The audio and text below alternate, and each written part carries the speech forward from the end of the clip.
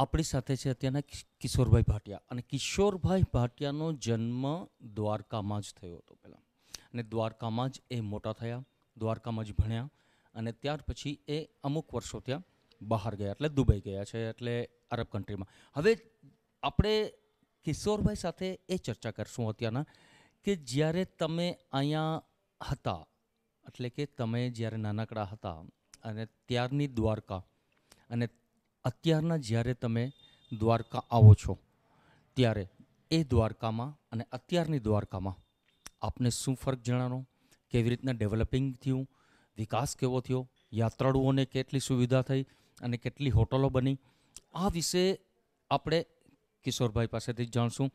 એટલે કેટલું કામ થયું છે દ્વારકાની અંદર એ આપણે જાણશું. કિશોરભાઈ, આપણે જ્યારે તમે હતા, નાનકડા હતા, તમે ભણ્યા અહીંયા, તમારો જન્મ અહીંયા થયો, અને એ સમયની દ્વારકા ને અત્યારની દ્વારકામાં શું ફરક લાગે છે? જય દ્વારકાધીશ. મારો જન્મ દ્વારકાનો જ છે અને દ્વારકામાં ભણી અને દ્વારકાની જે જૂની હાઈસ્કૂલ કહેવાતી NDH હાઈસ્કૂલ, તેમાં પણ મેં એજ્યુકેશન લીધું જ. શારદા પેટ કોલેજમાં ભણેલો છું અને જ્યારથી મેં 1990માં દ્વારકા છોડેલું અને આજે 2019માં જમીન આસમાનનો ફરક દેખાય છે. દ્વારકામાં રસ્તા ખૂબ જ સરસ થઈ ગયા છે, લાઇટની સુવિધા સારી છે, સફાઈ સારી છે. દ્વારકા નગરપાલિકા ખૂબ જ સરસ કામ કરે છે. એના બધા જ સભ્યોને ખૂબ જ હું ધન્યવાદ કહું છું કે આટલું દ્વારકાનું ડેવલપ કર્યું છે.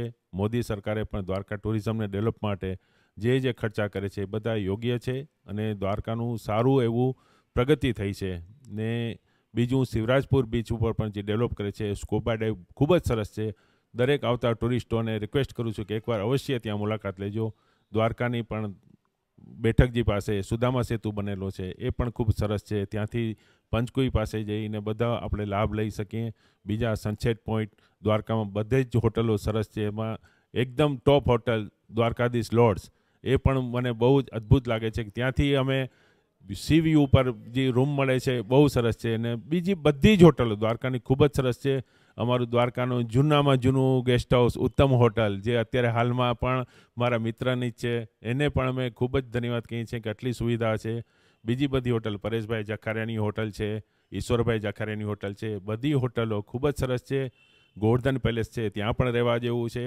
એવી રીતે મારા બધા મિત્રોએ જે હોટલ ધંધામાં છે એ બધાને ખૂબ જ કોંગ્રેચ્યુલેશન કહું છું. ને દ્વારકા ટુરિઝમને બહુ ડેવલપ થયો છે. ને thank you Modi government once again. Thank you all. Kishorbhai, મંદિર જ્યારે આપ જાઓ છો, મંદિરની સુવિધા કેવી લાગી? મંદિરની પણ સુવિધા તદ્દન સારી છે.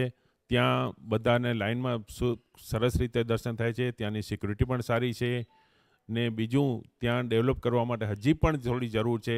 આર્કિયોલોજી ડિપાર્ટમેન્ટને કહું છું કે થોડી હજી સુવિધા વધારો. ને માણસોને ત્યાં અત્યારે દર્શન કરવામાં જરા એક મિનિટ જ દર્શન કરાય ને તરત ક્યુમાંથી બહાર જવામાં આવે છે. પણ એવી રિક્વેસ્ટ છે કે ભાઈ લેડીઝ જેન્ટ્સનું એક જ, જેમ શ્રીનાથજી મંદિર ટેમ્પલમાં જેવી રીતે સુવિધા છે એવી રીતે પહેલાં 2 મિનિટ 5 મિનિટ લેડીઝને જવા દો, પછી 2-5 મિનિટ જેન્ટ્સનો રાખો, એટલે બધાને સારી રીતે દર્શન થઈ શકે.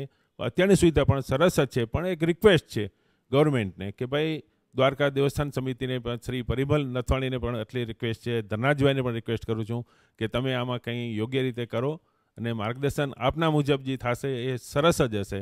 જય દ્વારકાધીશ. જી, તો 2 દાયકા પહેલાંની દ્વારકા અને અત્યારની દ્વારકામાં શું ફરક હતો એ કિશોરભાઈ ભાટિયાએ આપને જણાવ્યો કે એ સરસ મજાના રોડ, રસ્તા, લાઇટ, ડેવલપમેન્ટ, ચારે બાજુ અત્યારના વિકાસ અને વિકાસના કાર્યો એમને નજર આવે છે. તો હું પરેશ પાડિયા અને મારી સાથે કેમેરામેન ઓમ થમાણી સાથે દ્વારકા ટુડેથી નમસ્કાર.